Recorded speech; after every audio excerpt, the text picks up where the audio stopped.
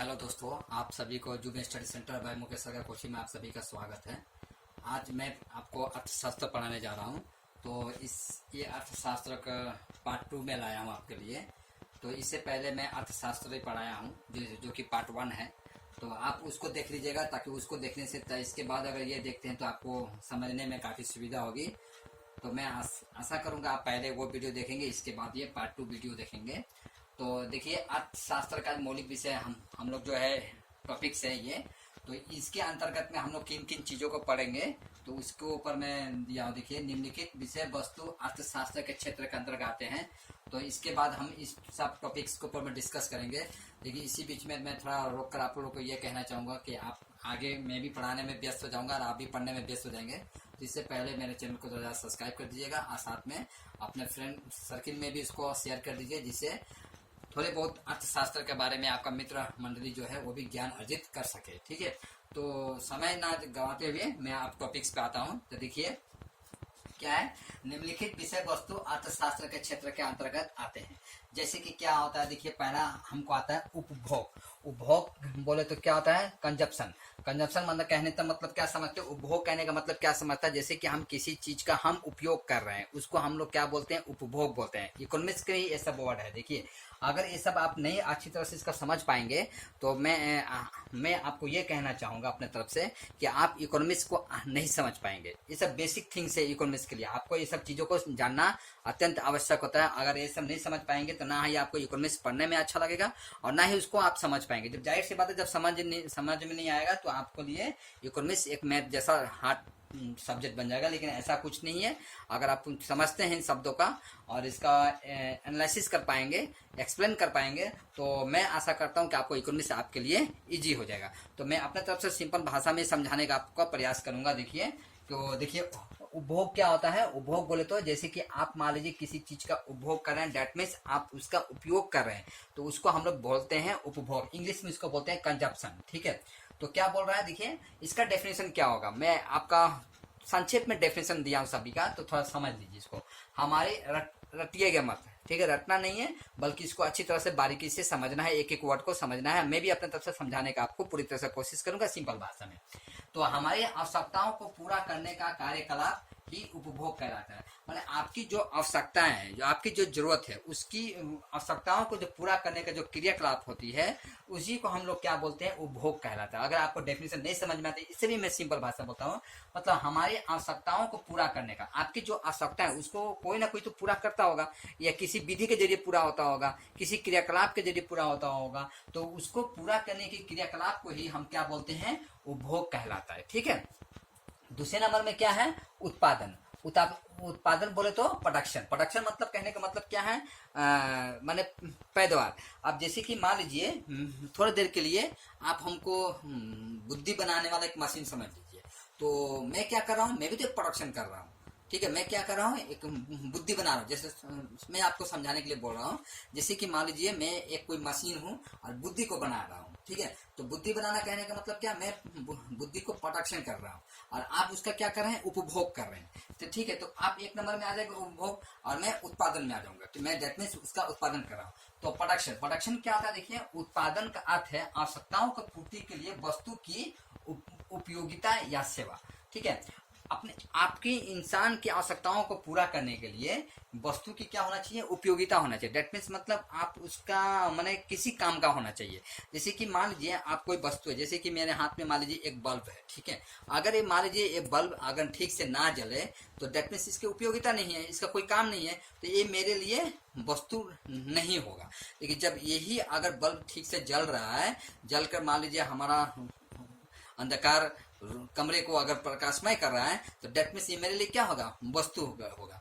ठीक है, तो ये क्या होगा, ये भी तो किसी न किसी कंपनी से प्रोडक्शन हुआ होगा। डेट मीन्स इसका कंपनी में बनाया गया होगा। ठीक है, तो क्या बोलता है, उत्पादन का अर्थ है आवश्यकताओं की पूर्ति के लिए वस्तु की उपयोगिता और सेवा। ठीक है, तो अक्सर मतलब वस्तु की उपयोगिता भी होना चाहिए या सेवा भी हो सकता है। तो अभी हम जो आपको पढ़ा रहे हैं ये क्या है, एक तो मैं तो सेवा ही तो कर रहा हूँ, जैसे ये मान लीजिए वस्तु है तो इसका क्या उपयोगिता था, ठीक है, लेकिन मैं क्या हूँ, मैं तो कोई वस्तु नहीं हूँ, लेकिन मैं क्या कर रहा हूँ, आपको एक सेवा दे रहा हूँ।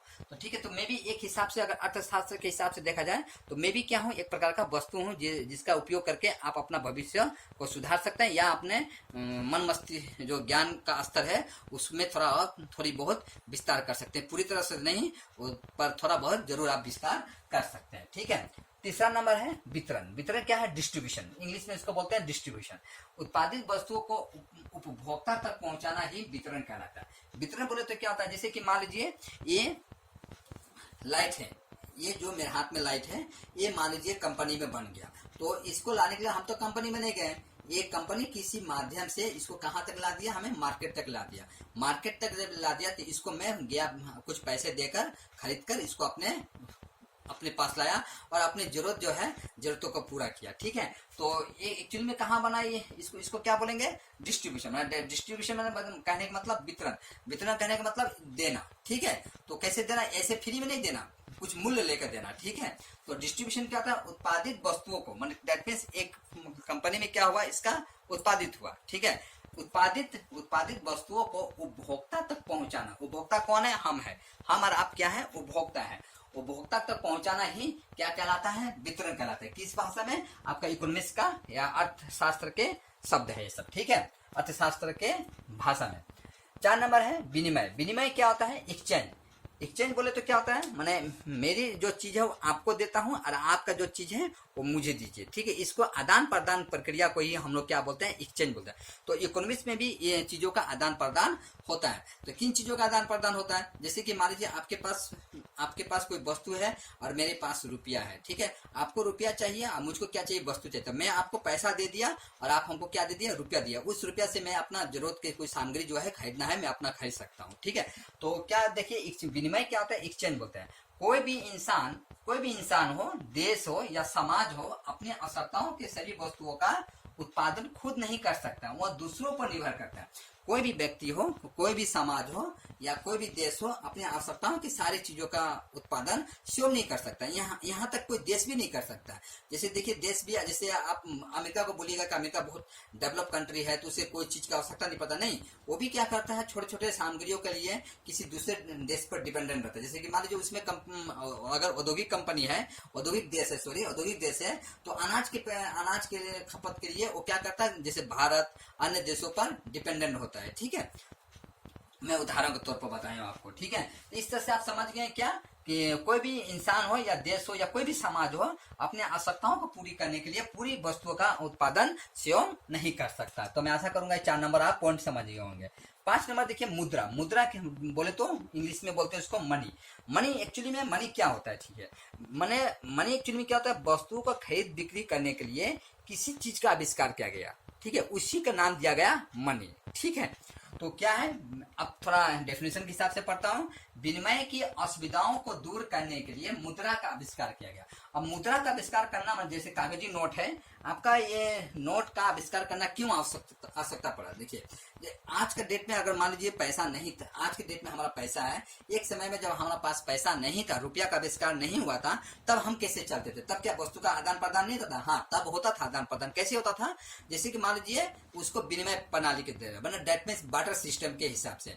मैंने आपको अगर मान लीजिए अगर आपको मान लीजिए खिचड़ी बनानी है और आपके पास दाल है, मेरे पास चावल है, तो मैं भी नहीं खा सकता हूँ खिचड़ी, आप भी नहीं खा सकते हैं। तो मैं क्या किया, आपको पास चावल लेके चला गया और उसके बदले में आप हमको दाल दे दिए, ठीक है। इस हिसाब से हम अपने खिचड़ी बनाकर खा लिए। इसको क्या बोलते हैं, आदान प्रदान, विनिमय प्रणाली, बार्टर सिस्टम। अभी भी आपका पूरे एशिया में अगर आसाम का एक मोरीगांव डिस्ट्रिक्ट है, वहाँ जोनबिल मेला लगता है साल में एक बार। मतलब इस प्रणाली को लोग वहाँ पर जिंदा रखने के लिए साल में एक बार क्या करते हैं, वहाँ पर बार्टर सिस्टम पद्धति में क्या करते हैं, मेला को आयोजित करते हैं। वहां पर लोग वस्तु के बदले वस्तु देकर ही सामग्री को खरीद बिक्री किया जाता है। तो आपको परीक्षा में पूछा जा सकता है कि अभी भी बार्टर सिस्टम कहाँ चलता है, तो आसाम के जो मोरीगांव डिस्ट्रिक्ट में साल में एक बार, लेकिन हमेशा नहीं चलता, ठीक है। तो आप इस चीज को याद रखिएगा। तो जोनबिल मेला लगता है, उस मेले का नाम है जोनबिल मेला, ठीक है। तो समझ गए आप क्या होता है, विनिमय की असुविधाओं को दूर करने के लिए मुद्रा का आविष्कार किया गया। अब जैसे कि मान लीजिए उस समय जो बार्टर सिस्टम चल रहा था, तो जैसे कि मान लीजिए आपको मैं चावल दे दिया, आपने हमको दाल दे दिया, लेकिन इसमें असुविधा क्या होने लगा, इसमें मूल्य को लेकर। अब जैसे मान लीजिए चावल का जो रेट है वो दाल का रेट नहीं है। जैसे कि मान लीजिए मैं आपको 1 किलो चावल दे दिया, तो आपको मान लीजिए मैं 30-35 रुपया किलो करके मैं चावल आपको दे दिया, और आप हमको दाल दे रहे हैं 150 रुपया किलो करके। तो मूल्य में जो भेदभाव है, इस भेदभाव को ध्यान में रखते हुए क्या किया गया, मुद्रा का आविष्कार किया गया। ठीक है, ताकि इस तरह से कोई असुविधा ना हो। अच्छा, अब हम चलते हैं आय। आय क्या होता है, इनकम। देखिए, इनकम सिर्फ एक व्यक्ति का नहीं होता है, एक राष्ट्र का भी होता है, एक समाज का भी इनकम होता है।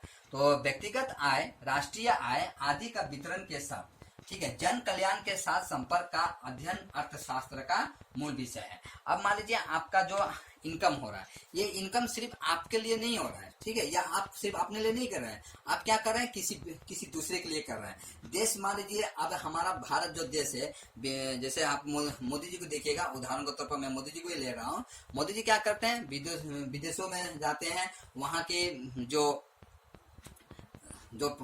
हाई कमांड होते हैं उनके साथ अपना व्यापारिक संबंध बनाते हैं।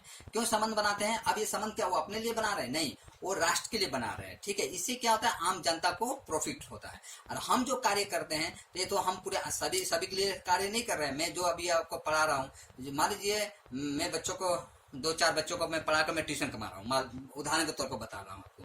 तो वो जो मैं कमा रहा हूँ, तो जाहिर सी बात है मैं व्यक्तिगत है, लेकिन व्यक्तिगत होने के बावजूद भी उस पैसे पर कोई ना कोई आश्रित जरूर है। ठीक है, उसके जैसे कि मान लीजिए कोई एक लड़का अगर कोई कमाता है, या लड़का हो या लड़की हो, जो भी, मैं जेंडर हिसाब से कोई डिस्क्रिमिनेशन वर्ड यूज नहीं करना चाहता हूँ। ठीक है, कोई लड़का हो या लड़की हो, कोई भी अगर कमाता है, तो जाहिर सी बात है वो कमाने के साथ साथ उस पैसे पर उसका पिताजी, उसका माँ, उसके घर के भाई, खुद वो डिपेंडेंट होता है। तो ठीक है, तो ये है व्यक्तिगत आय। ठीक है, उस तरह से देश भी कमाता है। देश किस तरह से कमाएगा, मैं आपको पहले ही बोला था, व्यापार करके देश क्या करती है, अपने अर्थव्यवस्था को सुधार करती है या कमाती है। और वो जो पैसा आता है वो राजस्व संग्रह के रूप में होता है। देश की असुविधाओं को ध्यान में रखते हुए उसके ऊपर में ये पैसे का क्या कहता है, उपयोग किया जाता है, जिससे देश अर्थशास्त्र इकोनॉमिक सेक्टर में, या हेल्थ सेक्टर में, या एजुकेशन सेक्टर में डेवलप कर सके। ठीक है, तो आय क्या समझते हैं, व्यक्तिगत आय, राष्ट्रीय आय आदि का वितरण के साथ जन कल्याण के साथ संपर्क का अध्ययन क्या कहलाता है, अर्थशास्त्र का। तो मैं ऐसा करूंगा आप ये इसको समझ गए होंगे। तीसरा 7वां नंबर है राजस्व या सार्वजनिक वित्त। सार्वजनिक वित्त क्या है, पब्लिक फाइनेंस। अच्छा, पब्लिक कहने का मतलब ये मत समझिएगा पब्लिक आम जनता नहीं, यहाँ पब्लिक कहने का मतलब गवर्नमेंट। क्या समझिएगा, पब्लिक कहने का मतलब गवर्नमेंट। प्राइवेट अगर हाथ तो किसी व्यक्ति को बोल सकते हैं, लेकिन पब्लिक जो बोला जाए तो इसको आप क्या बोलिएगा, गवर्नमेंट। तो राजस्व या सार्वजनिक वित्त, पब्लिक फाइनेंस, सरकार का आय, ऋण या समीक्षा किया जाता है। अब सरकार की आय क्या है या उसके ऋण कितने हैं, उसकी क्या किया जाता है, एनालिसिस किया जाता है। डेट मीन्स उसको अध्ययन किया जाता है। ठीक है, किसमें, आपका राजस्व या सार्वजनिक वित्त में, कि सरकार कितना कमा रही है, कितना ऋण ले रही है, किस तरह से ऋण को चुकाएगी, है ना, किस तरह से अपने इनकम को बढ़ाएगी ताकि उसको ऋण ना लेना पड़े। इन सब चीजों का अध्ययन भी किया जाता है। अच्छा, 8 नंबर देखिए, कल्याणकारी अर्थशास्त्र। इसको इकोनॉमिक इंग्लिश में बोलते हैं वेलफेयर इकोनॉमिक। वेलफेयर इकोनॉमिक क्या होता है, उत्पादन, वितरण और उपभोग अर्थशास्त्र का मूल विषय नहीं है। ये मत समझिएगा कि अर्थशास्त्र में आपका मूल विषय सिर्फ उत्पादन है, उत्पादित कर दिए, वितरण कर दिया, डिस्ट्रीब्यूट कर दिए, और उसका उपयोग कर लिए, कंजम्पशन कर लिए। ठीक है, तो आप क्या सोचेंगे यही अर्थशास्त्र, नहीं, इसके बाद भी अर्थशास्त्र है। क्या है, मूल विषय नहीं है। मैं लिख दिया हूँ, देखिए, उत्पादन, वितरण और उपभोग अर्थशास्त्र का मूल विषय नहीं है, बल्कि व्यक्ति और समाज कल्याण पर ध्यान देना होगा।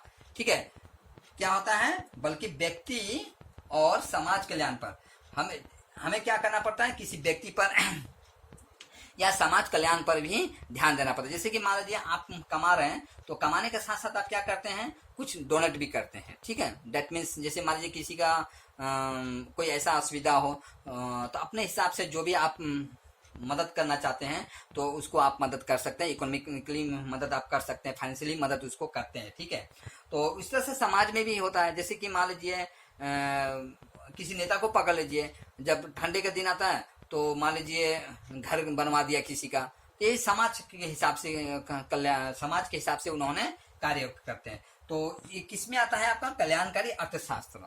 या मान लीजिए कोई अचानक कोई नेता का घर में पहुंच गया, भैया देखिए ना मेरा लड़की की शादी करना है, मेरा आर्थिक हालत बहुत खराब है। तो उसमें नेताजी क्या करते हैं, उसको कुछ पैसा दे देते हैं कि लीजिए आप लड़की की शादी करें। हालांकि पूरा शादी का खर्चा तो नहीं उठाते हैं, अगर ऐसा हुआ तो उठा भी लेंगे, लेकिन या कुछ अपने तरफ से कुछ आर्थिक मदद देते हैं। तो आर्थिक मदद जो दे रहे हैं तो क्या अपने तरफ से नहीं दे रहे हैं आप, इसके अंतर्गत में आता है कल्याणकारी अर्थशास्त्र। ठीक है, कल्याणकारी ये भी एक इकोनॉमिक्स का पार्ट एंड पार्सल है, क्योंकि आप क्या कर रहे हैं वहां पर, आप उसको पैसा देकर क्या कर रहे हैं, उसका अर्थव्यवस्था को क्या कर रहे हैं, या उसके आर्थिक कंडीशन को क्या कर रहे हैं, सुधार कर रहे हैं। अगर मान लीजिए आप नहीं करते हैं तो हो सकता है आप वो कुछ गलत स्टेप उठाए जिसमें समाज में आपका नकारात्मक प्रभाव पड़े।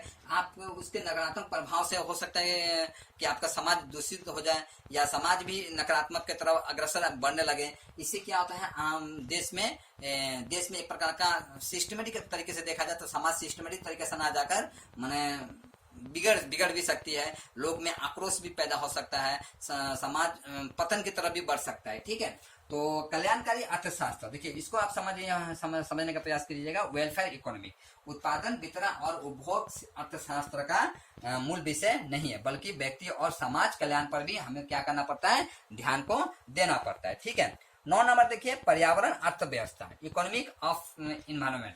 पर्यावरण को ध्यान में रखकर उद्योग का विकास क्या होता है। अगर जैसे हाँ ठीक है, अब अर्थव्यवस्था को सुधार करने के लिए आपका उद्योगों का निर्माण करना अत्यंत आवश्यक है, क्योंकि उद्योग निर्माण करते हैं तो क्या होता है, आपका रोजगार के अवसर खुलते हैं, रोजगार का अवसर खुलते हैं तो देश का या समाज का अर्थव्यवस्था क्या होता है, सुधार होता है। तो लेकिन इसका मतलब ये नहीं कि आप पर्यावरण को नुकसान करते जाइए और उद्योग का निर्माण करते जाइए, इसका मतलब ये नहीं। उद्योग का निर्माण तो कीजिए, उसका जरूरी है, लेकिन आपको क्या करना पड़ता है, पर्यावरण को भी ध्यान में रखना पड़ता है। जैसे कि सरकार देखिए, जैसे कि कोई मान लीजिए कोई कंपनी खोलना चाहता है तो सरकार से परमिशन लेता है, तो सरकार वो देखती है कि कहाँ बंजर जमीन हो, ठीक है, या कहाँ माने ज्यादा लोगों का भीड़ भाड़ ना हो, क्योंकि भीड़ भाड़ में अगर कंपनी खुल जाएगी तो उसका जो जैसे कार्बन जो निकलते हैं, गैस निकलते हैं, कार्बन मोनोऑक्साइड जो निकलते हैं, तो जाहिर सी बात है वो क्या करता है, उसको नुकसानदायक हो सकता है, उस सोसाइटी को पोल्यूटेट कर सकता है, मतलब प्रदूषित कर सकता है। ठीक है, समाज इन सब सरकार जो है इन सब चीजों पर ध्यान भी रखती है, ध्यान के साथ साथ उस पर ये भी ध्यान रखती है कि कहीं इसका ये कंपनी का स्थापना से कहीं पर्यावरण तो बुरा तो प्रभाव नहीं पड़ रहा, नकारात्मक कोई प्रभाव तो नहीं पड़ रहा है, इस पर भी ध्यान रखते हैं। तो कम उद्योग के निर्माण के साथ साथ क्या करना चाहिए, आपको पर्यावरण को भी ध्यान में रखना चाहिए। ये सिर्फ सरकार की जिम्मेदारी नहीं है, बल्कि एक हर व्यक्ति का जिम्मेदारी भी होना चाहिए। ठीक है, तो आप 9 नंबर समझ गए होंगे। ठीक है, अब 10 नंबर देखिए, क्या है, दक्षता माने इफिशिएंसी। क्या बोलता है, सीमित साधनों का दक्षतापूर्ण तरीके से मानव के लिए व्यवहार करना अर्थशास्त्र का मूल विषय। आपके पास जो मैं आपके क्या है, साधन जो है क्या है, सीमित है, माने रिसोर्सेस आपके क्या है, सीमित है, पर उस सीमित संसाधन को भी क्या करना है, इस तरह से उपयोग कीजिए जिससे क्या होता है, मनुष्य के कल्याण के लिए हो, या देश के कल्याण के लिए हो, समाज का कल्याण के लिए हो। ठीक है, उसके व्यवहार को आप समझिए। जैसे कि मान लीजिए अभी आपके पास जो पेट्रोल है या नेचुरल गैस है, तो इसको मान लीजिए जैसे तैसे, जैसे कि आप उदाहरण के तौर पर समझिए ना, जैसे कि मान लीजिए आपके घर में एक गैस सिलेंडर है, ठीक है, तो वो आपके लिए क्या है, एक रिसोर्सेस है, लेकिन रिसोर्सेस को मान लीजिए जहां तहां आप जला के उसको रिसोर्सेस को समाप्त कीजिएगा, संपदा को समाप्त कीजिएगा या खर्च कीजिएगा, तो ऐसा भी हो सकता है एक दिन आपको उसी संपदा के लिए जहां आप 200 रुपया का 2000 रुपया का मान लीजिए, या 800 रुपया के लिए मान लीजिए 800 रुपया देकर, या जो भी हो एक रकम देकर मान लीजिए आप सिलेंडर खरीद रहे हैं, तो उसी सिलेंडर को खरीदने के लिए एक दिन अच्छा खासा आपको अमाउंट भी खर्चा करना पड़ सकता है। तो इसलिए संसाधन को क्या करना पड़ता है, आपको दक्षतापूर्वक ढंग से उपयोग करना भी आपका यह परम कर्तव्य है। ठीक है, तो क्या मैं बोल रहा हूँ, देखिए 10 नंबर इफिशिएंसी, सीमित साधनों का दक्षतापूर्वक तरीके से मानव के लिए व्यवहार करना। तो कोई भी संसाधन हो, जैसे कि मान लीजिए कोयला हो, पेट्रोल हो, डीजल हो, कुछ भी संसाधन हो जो कि देश के लिए होती है, सब किसी व्यक्ति विशेष के लिए नहीं होता है, पूरे देश की संपदा कहलाती है सब। तो सीमित संसाधनों का दक्षतापूर्ण तरीके से मानव के लिए व्यवहार करना, ठीक है, मानव के लिए क्या करना है, व्यवहार करना अर्थशास्त्र का मूल विषय है। तो ठीक है, मैं आशा करता हूँ कि आपको ये सारे टॉपिक्स जो है समझ में आया होगा। इस तरह से मैं काफी लंबा विषय है, तो इसके लिए सारे चीजों को एक टॉपिक्स में डालना, एक वीडियो में डालना मेरे लिए असंभव हो रहा है, तो इसलिए मैं पार्ट करके लेके आ रहा हूँ। तो मैं लास्ट पुनः कहूंगा आप लोगों को कि आप अभी तक शायद आप चैनल सब्सक्राइब कर दिए होंगे, अगर नहीं किए होंगे तो आप लास्ट है तो आप उसमें कर दीजिए कम से कम करके। और साथ साथ में आप लोग क्या कीजिएगा, अगर आपको लगता है कि मैं कुछ ज्ञानवर्धक आपको बातें बताया हूँ या आपको कुछ इकोनॉमिक्स का बेसिक नॉलेज में दे पाया हूँ आपको, तो आप कमेंट भी कीजिएगा और साथ साथ में लाइक बटन को भी दबा दीजिएगा। तो आज का क्लास मैं यहीं पर समाप्त करता हूँ। जय हिंद।